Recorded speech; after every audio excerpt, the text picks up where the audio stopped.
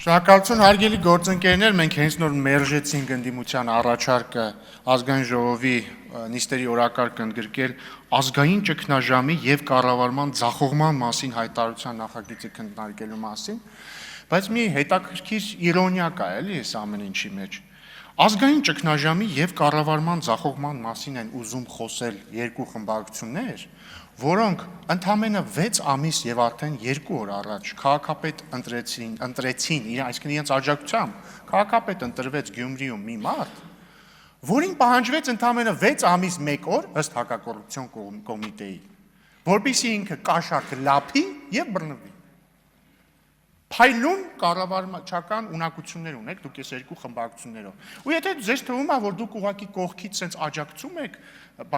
ըստ ձեր լեզվամտածողության քաղբանտարկյալ Վարդանիկին, դուք սխալվում եք, դուք ուղղակի չեք աջակցում, դուք ուղիղ քաղաքական պատասխանատվություն եք կրում ենթադրյալ կաշառլափության համար։ Դուք երկու խմբակցություններդ եւ ուժերը, որոնք ներկա են ստեղ։ Ուրա Մարտուն Գրիգորյանը ուրա, ինքը ամենամեծ պատասխանատվությունն է կրում, որովհետև ինքը անձամբ էր մասնակցում Գյումրիի քաղաքապետի ընտրություններին, համայնքային ընտրություններին եւ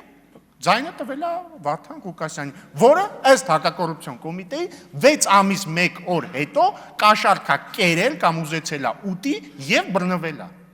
Հայաստան դաշինքը, ձեր Հայաստան դաշինքի նախկին անդամ ինչ էր, Անդրանիկ Թևանյանը, այս վերջերս էլ նոր անդամ Հայաստան դաշինքից միացավ Անդրանիկ Թևանյանի բանին, ինչ ասեմ, պրոքսի ուժին, երեք տեսա Գեղամ Մանուկյանն էր խրոխտ կերպով պաշտպանում ըստ հակակոռուպցիոն կոմիտեի կաշառակեր Սրիկային։ Ու դուք եկել խոսում եք